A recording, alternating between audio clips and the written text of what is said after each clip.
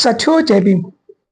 હું advocate PR Solanki આપની સમક્ષ એક વાત મૂકું છું. હમણાં થોડા સમય પહેલા ઘણા મિત્રોના ફોન આવ્યા હતા અને એક છૂટાછેડા બાબતે કન્ફ્યુઝન હતું. હાલમાં જે છૂટાછેડાની જે મેટરો વધી રહી છે, બનાવો વધી રહ્યા છે, એ ખૂબ જ ચિંતાનો વિષય છે. એ બાબતે લોકોએ મને પૂછ્યું કે ભાઈ છૂટાછેડા નોટરી કે સ્ટમ્પ પર થઈ જાય તો કાયદેસર ગણાય.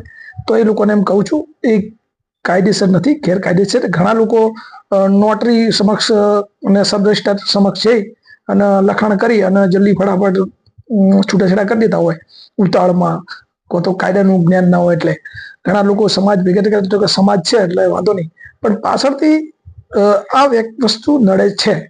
ઘણીવાર જ્યારે મિલકતના પ્રશ્નો આ તે બધા ઉભા થાય ત્યારે આ વસ્તુ ખૂબ નડતી હોય છે.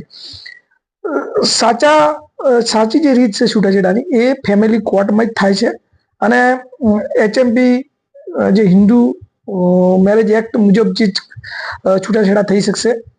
એમાં તમે આ જે સ્ટેમ્પ નોટરી એ બધું કરો એ માન્ય ગણાશે, કાયદેકીય માન્ય નથી.